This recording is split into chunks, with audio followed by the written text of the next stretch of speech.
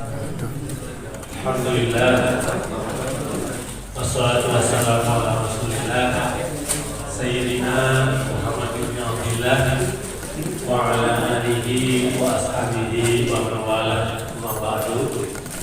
Hadratul muhtaromin wal muhtaromat, para asatidz, para hujjah, bapak ibu dan adik-adik sekalian jamaah salat. Mudah-mudahan jamaah salat tarawih yang mudah-mudahan dirahmati Allah. Ya, sambil menunggu pengumuman dari Menteri Agama tentang kapan tepatnya 1 Syawal itu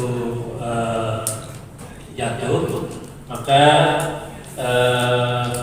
dengan permintaan dari Ustaz Madi tadi, ya saya coba sampaikan.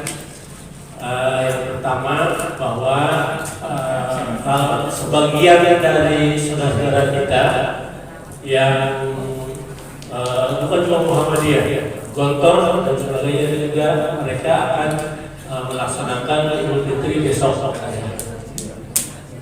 Tapi yang agak mengejutkan itu ada dari jamaah Hizbut Tahrir Indonesia hari ini.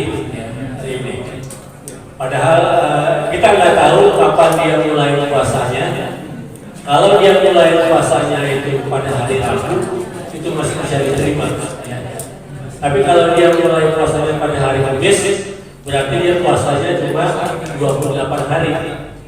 Padahal dalam surat yang dibacakan oleh Ustaz Madi tadi pada rakaat kedua oleh Takbirul Iddah. Jadi sempurnakan bilangannya. Tidak boleh kurang dari 29 hari dan tidak boleh lebih dari 30 hari. Ini problem juga kan? Dan alasannya karena hilal sudah terlihat di wilayah Afghanistan.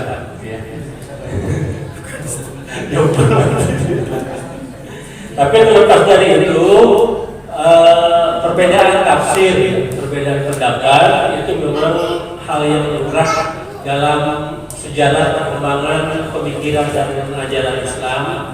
Tapi yang jelas, andai bahwa Kementerian Agama memutuskan bahwa 1 Syawal akan jatuh pada hari Sabtu tanggal 21 Maret, ini adalah malam terakhir dari ibadah Qiyam Ramadan kita, dan mudah-mudahan kita bisa menyempurnakan segala ibadah yang sudah kita mulai sejak awal Ramadan.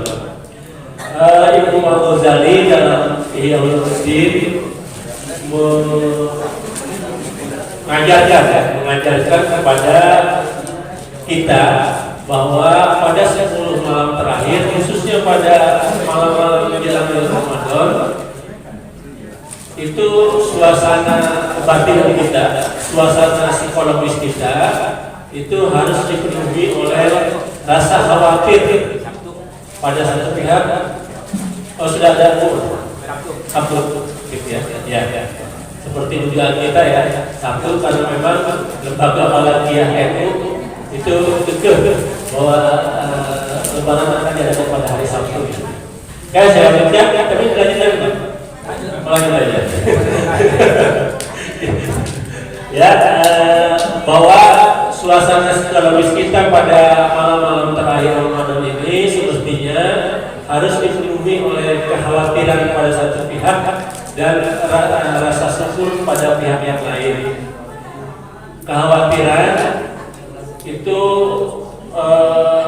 harus kita rasakan karena memang jangan sampai ibadah Ramadan kita, baik siang malam hari, waktu yang melayali, siang di siang hari dan siang di malam hari itu jangan sampai tidak diterima.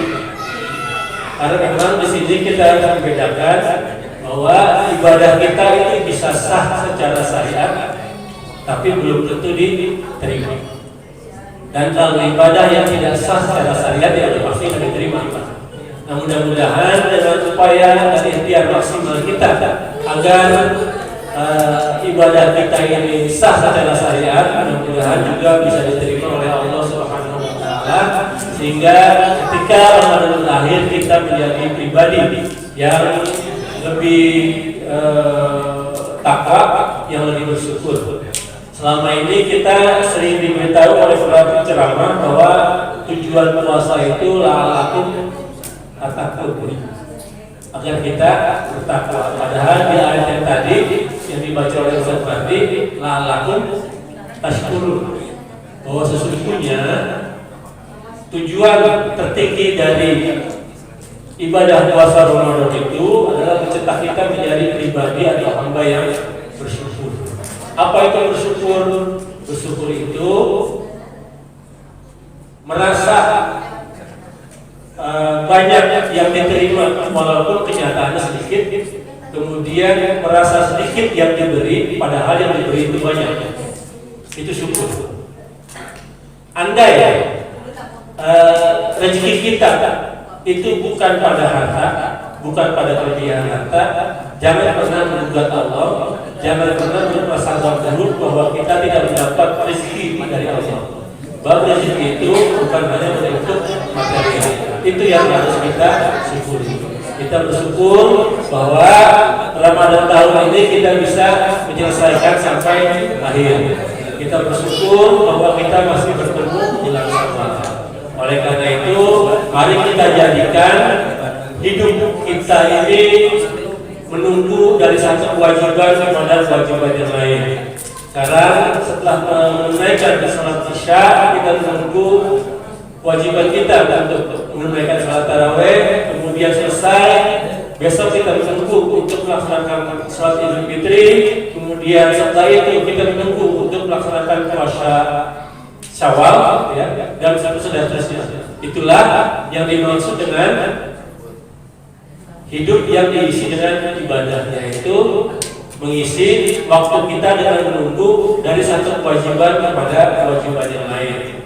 Jujur diakui bahwa ritme kehidupan kita selama ini diatur oleh waktu makan. Setelah sarapan pagi, kita menunggu makan siang. Setelah makan siang, kita menunggu makan malam. Istirahat, menunggu sarapan pagi. Semestinya seorang muslim itu tidak begitu ritme hidupnya. Jadi kalau setelah salat subuh, dia bekerja sambil menunggu datangnya waktu zuhur. Setelah salat zuhur selesai, menunggu datangnya waktu asar. Begitu seterusnya. Jadi menunggu dari satu kewajiban dan menuju kepada kewajiban yang lain. Itulah salah satu tanda bahwa kita adalah hamba yang beribadah dan mengisi hidup kita dengan rasa syukur. Mungkin demikian, karena sudah ada kepastian, saya cukupkan. Ada wa yang ajmain. Astagfirullahaladzim, astagfirullahaladzim, astagfirullahaladzim. Allahumma shalli wa sallim ala sayyidina Muhammadin fil awwalin wal akhirin. Wa salli wa sallim radhiyallahu tabaraka wa ta'ala sayyidina ashabi rasulillahi ajmain. Bismillahirrahmanirrahim. Alhamdulillahi rabbil alamin. Hamdan yuwafi ni'amahu wa yukafi niqamahu wa yukafi mazidah. Ya Rabbana lakal hamdu wa lakal syukru kama yanbaghi li jalali wajhika al-karim wa li Allahumma salli wa sallim ala sayyidina Muhammad wa ala ali sayyidina Muhammad. Allahumma hajir wa sakhsiya qad aqbal alaina bi nurihi wa biyadihi wa khairihi wa barakatihi. Tawafiqna wa taqabbal minna siyamana alihi wa qiyamah layalihi wa awzidna amal salihan bima tuhibbu wa tarda. Allahumma zakki nufusana wa tahhir a'malana برحمتك يا أرحم الراحمين. ربنا تقبل منا صلاتنا وصيامنا وقيامنا وتخشعنا وتضرعنا وتعبدنا وتمن تقصيرنا يا الله يا رب العالمين. صلى الله على سيدنا محمد وعلى آله وصحبه أجمعين برحمتك يا أرحم الراحمين والحمد لله رب العالمين.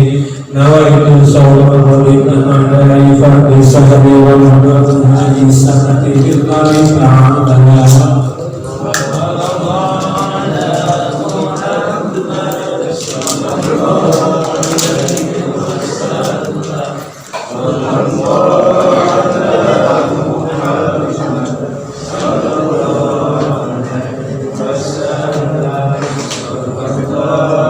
Allah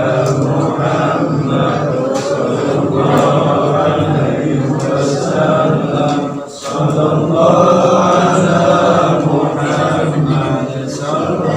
masih ada. Hah? Terakhir sini. Ini di mana sini? Ini mana sih?